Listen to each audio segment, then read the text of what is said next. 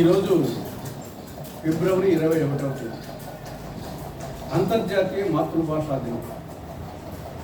ఐక్యరాజ్య సమితికి చెందిన యునెస్కో వారు 1999లో ఫిబ్రవరి 21వ తేదీని అంతర్జాతీయ మాతృభాషా దినంగా ప్రకటించడం జరిగింది. ఎందుకు ప్రకటించారు? ప్రపంచవ్యాప్తంగా ఎవరెవరు భాష మాట్లాడే వాళ్ళు వాళ్ళ భాషను, వాళ్ళ మాతృభాషను పరిరక్షించుకోవాలి, కాపాడుకోవాలి అనే ఒక లక్ష్యంతో యునెస్కో వారు ఈ యొక్క ఫిబ్రవరి 21ని అంతర్జాతీయ మాతృభాషా దినంగా ప్రకటించడం జరిగింది. మానవ నాగరికత ప్రస్థానములో భాష పాత్ర ప్రశంసనీయం. మనుషుల మధ్య అభిమానాలు, ఆప్యాయతలు, అనురాగాలు పంచడంలో, పెంచడంలో భాషది ప్రముఖ స్థానం. ఒకే తల్లి పాలు త్రాగే ఇద్దరు బిడ్డల మధ్య కంటే ఒకే భాష మాట్లాడే వారి ఇద్దరు వ్యక్తుల మధ్య అనుబంధం, ఆప్యాయత ఎక్కువగా ఉంటుందని జర్మన్ తత్వవేత్త మ్యాక్స్ ముల్లర్ అన్నారు. అందులో మాతృభాష పాత్ర మరింత ప్రశంసనీయం. మాతృభాష కోసం ఒక దేశమే ఆవిర్భవించింది. మాతృభాష అనేది తల్లిపాలతో సమానం, ఇతర భాషలు కోతపాలతో సమానం. మాతృభాష అనేది 24 క్యారెట్ల బంగారం అయితే మిగతా పరాయి భాషలు గోల్డ్ గోల్డ్తో సమానం. మాతృభాషలోనే ప్రాథమిక విద్యను నేర్పాలి అని చెప్పేసి జాతిపిత మహాత్ముడు, విశ్వకవి రవీంద్రుడు, చిప్పని పితామహుడు ఏపీజే అబ్దుల్ కలాం, రాజ్యాంగ నిర్మాత అంబేద్కర్ వీళ్ళందరూ కూడా ప్రాథమిక విద్యను మాతృభాషలోనే బోధించాలని చెప్పడం జరిగింది. ఒక విద్యార్థి మాతృభాషలో ఒక అంశాన్ని గంటలో అవగాహన చేసుకుంటే అదే ఇతర భాషల్లో 4 గంటలు పడుతుందని మనోవిశ్లేషకులు చెప్తున్నారు. కాబట్టి మాతృభాషకు అటువంటి ప్రాముఖ్యత ఉంటుంది. జననీ జన్మభూమిశ్చ స్వర్గాదపి గరియేసి అని రఘుకుల తిలకుడు శ్రీరామచంద్రుడు అన్నట్టు కన్న తల్లి, కన్న భూమి ఆ స్వర్గసీమ కంటే మిన్న. అదేవిధంగా మాతృభాష కూడా. మన మాతృభాష తెలుగు భాష. తెలుగు భాష అతి ప్రాచీనమైన భాష. 2500 సంవత్సరాల సుదీర్ఘ ప్రస్థానం కలిగినటువంటి భాష మన తెలుగు భాష. ప్రత్యేకించి తెలుగు భాషకు కడప జిల్లాకు ఒక అవినాభావ సంబంధం ఉంది. తొలి తెలుగు శాసనం లభించింది కడప జిల్లాలో ఎర్రగుంట్ల మండలంలో కలమలలో చెన్నకేశ్వర స్వామి ఆలయంలో క్రీస్తు శకం 575 సంవత్సరంలో తొలి తెలుగు శాసనం లభించింది. ఆ విధంగా కడప జిల్లాకు తెలుగు భాషకు ఒక అవినాభావ సంబంధం, తల్లి బిడ్డల పేగుబంధం ఉంది. ప్రపంచంలో ఎక్కువ మంది మాట్లాడే భాషల్లో 7వ భాష ఉంది. ఈ భాషను ఇటాలియన్ ఆఫ్ ద ఈస్ట్ అని ఒక విదేశీయుడైనటువంటి నికోలస్ కాంటి ప్రస్తుతించాడు. తెలుగు భాషను సుందర తెలుగు అని ప్రఖ్యాత తమిళ కవి సుబ్రహ్మణ్యం భారతి ప్రశంసించాడు. తెలుగదేలయన్న దేశంబు తెలుగు ఏను తెలుగు వల్ల బొండ తెలుగుకొండ ఎల్ల రూపులు కొలువ ఎరగవే భాషాడి దేశ భాషలందు తెలుగు లెస్స అని సాహితీ సమరాంగన సార్వభౌముడైన శ్రీకృష్ణదేవరాయలచే వేణుల్లో కొనియాడబడ్డ భాష మన తెలుగు భాష.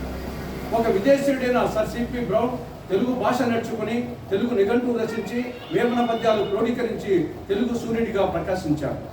అమ్మ అనే 2 అక్షరాలతో అనిర్వచనమైనటువంటి తల్లి బిడ్డల అనుబంధాన్ని వ్యక్తీకరించే భాష మనది. నన్నయ్య పదవాలిత్యం, తిక్కన నుడికారాలు, ఎర్రన్న అలంకారాలు, శ్రీనాథుని శీర్షపద్యాలు, పోతనామాతిని మందార మకరందాలు, వేమన ఆట వెలుదులు, ఉత్పలమాల, చెంపకమాల, కవిరాజ విరాజితాలు తెలుగు భాషను మరింత సుసంపన్నం చేశాయి. పంచదార కన్నా, పనస తొరల కన్నా, జుంటె తేనె కన్నా, జున్ను కన్నా తెలుగు భాష తీపిరా విశ్వదాభిరామ మింద్రవేమ. అటువంటి మధురమైన భాష మన తెలుగు భాష. కానీ అటువంటి తెలుగు భాష ప్రస్తుత పరిస్థితులు చూస్తూ ఉంటే అచిర కాలంలోనే, అనతి కాలంలోనే మన మాతృభాష తెలుగు భాష మృత భాషగా మారిపోతుందని చెప్పేసి భయమేస్తాము.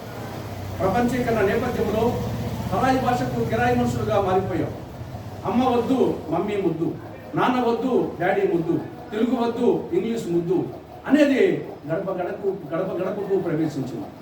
ఇంట్లో తల్లిదండ్రులు తమ బిడ్డ వచ్చేసి అమ్మ అని పిలిస్తే సంతోషం లేదు, మమ్మీ అని పిలిస్తే సంతోషపడుతున్నారు. ఆనాడు దేశ భాషలందు తెలుగు లెస్స అని ఆయన అంటే ఈరోజు దేశ భాషలందు తెలుగు లెస్స అనే విధంగా మన ప్రవర్తన ఉంది. దీనికి తోడు ప్రభుత్వాలు కూడా అదే బిహేవ్ చేస్తున్నాయి. వైకాపా ప్రభుత్వం జీవో 85 జారీ చేసింది. అంటే పాఠశాల విద్యలో తెలుగు మాధ్యమాన్ని రద్దు చేస్తూ దాన్ని ప్రస్తుత ప్రభుత్వం కొనసాగిస్తూ ఉంది. కాబట్టి రేపు ఎస్ఎస్సి పరీక్షలు రాస్తున్నారు మార్చి 16వ తారీఖున. అందరూ తెలుగు మాధ్యమంలో ఒక్క రాయడం లేదు. అటు ఉర్దూ మాధ్యమంలో కొందరు రాస్తున్నారు, కన్నడ మాధ్యమంలో కొందరు రాస్తున్నారు, తమిళ మాధ్యమంలో కొందరు రాస్తున్నారు. తర్వాత మిగతా అనేక దాదాపు 96% మంది ఇంగ్లీష్ భాషలో రాస్తున్నారు. తెలుగు భాషలో తెలుగు మాధ్యమంలో ఎస్ఎస్సి పరీక్షలు రాయడం లేదంటే తెలుగు భాష పరిస్థితి ఏమిటో అర్థమవుతాము. తొలి భాషా ప్రయుక్త రాష్ట్రంగా ఏర్పడినటువంటి ఆంధ్రప్రదేశ్లో తెలుగు మాధ్యమం వచ్చేసి పాఠశాల విద్యలో లేదు అంటే ఇది ప్రపంచంలో ఏ దేశంలో లేదు ఇటువంటి పరిస్థితి, దేశంలో ఏ రాష్ట్రంలో ఇటువంటి పరిస్థితి లేదు. ఇది ఇలాగే కొనసాగితే ఖచ్చితంగా అచ్చరి కాలంలో మన మాతృభాష మృతభాషగా మారిపోతుంది. శ్వాస ఆగిపోతే మనిషి చస్తాడు, భాష ఆగిపోతే జాతి చస్తుంది. జాతి చనిపోయిన తర్వాత మనం జీవించే ప్రయోజనం లేదు. కాబట్టి మన మాతృభాష తెలుగు భాషను పరిరక్షించుకోవాల్సిన చారిత్రక ఆవశ్యకత ఈనాడు ఎంతైనా ఉంది. కాబట్టి అటు ప్రతి ప్రభుత్వ పరంగా కృషి చేయాలి, ఇంట్లో కూడా అది ప్రారంభం కావాలి. ప్రభుత్వం వచ్చేసి ఇమ్మీడియట్గా ముందు జీవో 85 రద్దు చేయాలి. రెండవది ప్రాథమిక విద్యలో అటు ప్రైవేట్ పాఠశాలల్లో ఇటు ప్రభుత్వ పాఠశాలల్లో తెలుగు మాధ్యమాన్ని కంపల్సరీ చేయాలి, తప్పనిసరి చేయాలి. ఇది ప్రభుత్వ పాఠశాలకి కాదు, ప్రైవేట్ పాఠశాలలో కూడా కంపల్సరీ. దాంట్లో మళ్ళా తినబెట్టచ్చు కాదు, ప్రాథమిక విద్యలో కంపల్సరీ చేయాలి. తర్వాత వచ్చేసి అది వాళ్ళ ఇష్టం. మూడవది తెలుగు మాధ్యమంలో చదివిన వారికి అటు ఉన్నత విద్యా ప్రవేశాల్లో కానీ ఉద్యోగాల్లో కానీ 2% అదనపు మార్కులు కలపాలి. ఇది ప్రభుత్వ పరంగా చేయాలి. అదేవిధంగా ప్రజల్లో వచ్చేసి మార్పు రావాలి. నాది జాతి తెలుగు జాతి, నా తల్లి తెలుగు తల్లి, నా భాష తెలుగు భాష, నేను తెలుగువాణ్ణి అని గర్వంగా తల ఎత్తుకొని రొమ్ము విరుచుకొని చెప్పే పరిస్థితి రావాలి.